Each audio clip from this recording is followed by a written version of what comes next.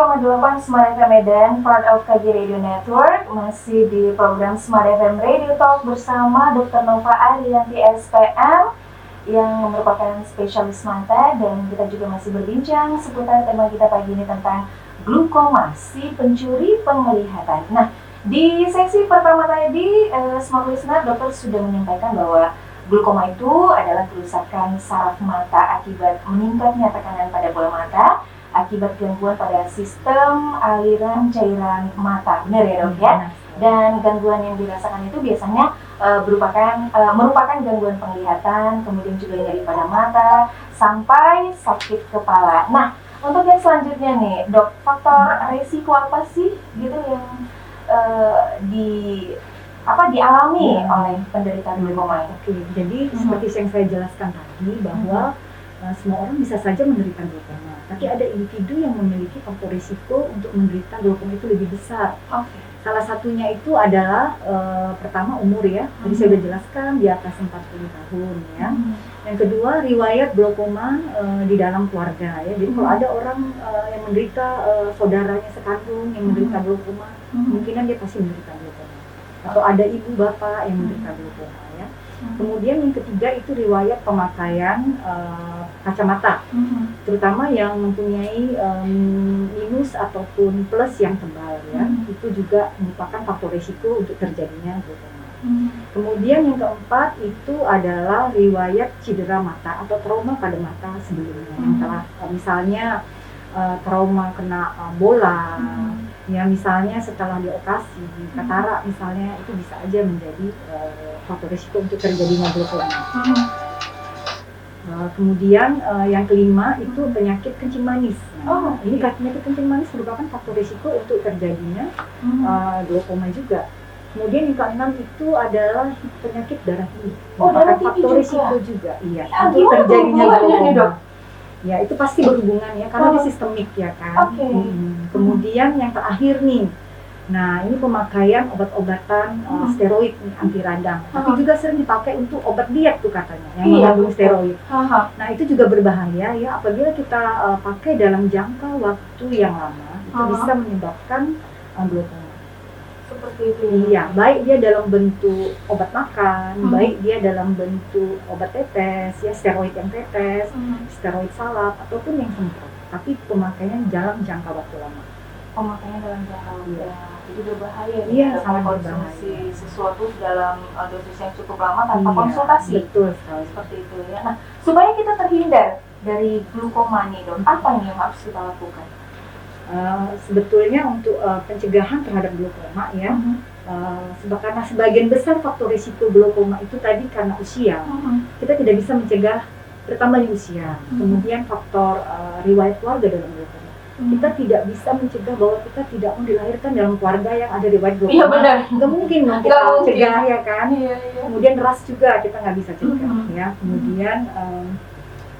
Kemudian apabila kita memiliki sejarah atau riwayat keluarga dalam glaukoma, ataupun kita mengonsumsi obat-obatan yang seperti saya bilang tadi, misalnya steroid ya, dan salah satunya juga itu adalah obat penenang alprazolam, itu juga hati-hati bisa meningkatkan tekanan bola mata. Obat penenang? Iya, itu lakukanlah pemeriksaan mata secara teratur, yang sangat penting untuk mendeteksi awal daripada glaukoma. Kemudian juga kita perlu lakukan adalah jangan melakukan istilahnya tindakan-tindakan yang bisa menyebabkan tekanan intraokulirnya meningkat. Apa itu misalnya? Misalnya yang pertama melakukan falsafa manuver ya, seperti demikian ya.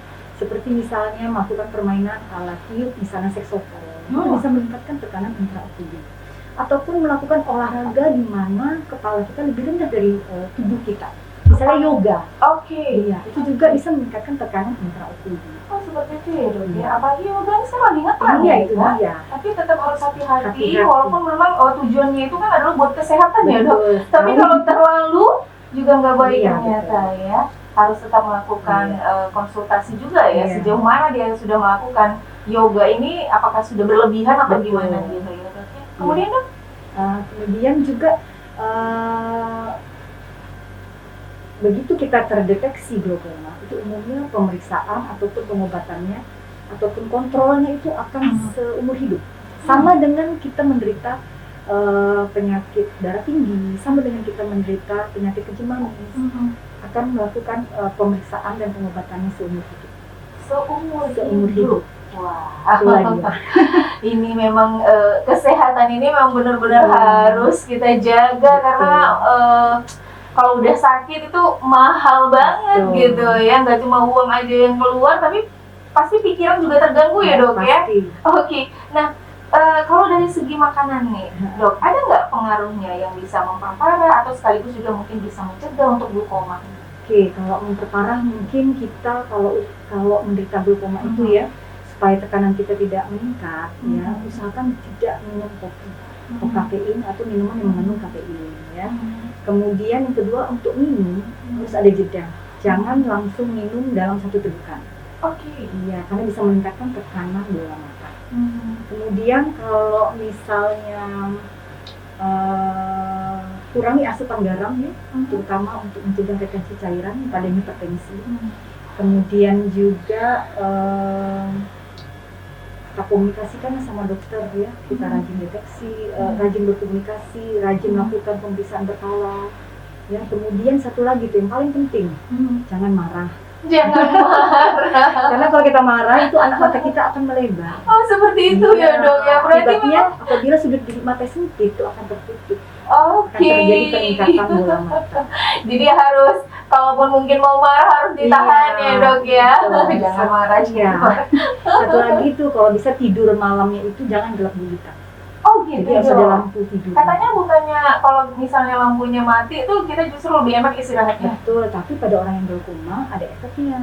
Di mana anak matanya itu akan melebar, akan menutup sudut bilik matanya. Oke, jadi cukup remang-remang atau gimana? Iya, cukup ada cahaya untuk lampu tidur. Oh seperti itu ya, tapi tidak boleh gelap sama sekali. Iya betul sekali. Wah, ini pengetahuan baru nih dok buat saya khususnya. Mungkin juga buat smart listener yang mendengarkan kita ya. Nah untuk smart listener silakan yang mau menyampaikan pertanyaan bergabung bersama kita melalui WhatsApp, dan ini ada Ahmad Satiri yang sudah menyampaikan pertanyaannya melalui WhatsApp-nya kita tentang apa penyebabnya glukoma menyerang mata bayi kita. Tapi bisa dijawab nanti ya dok, kita jeda dulu boleh ya? Iya, boleh. Oke.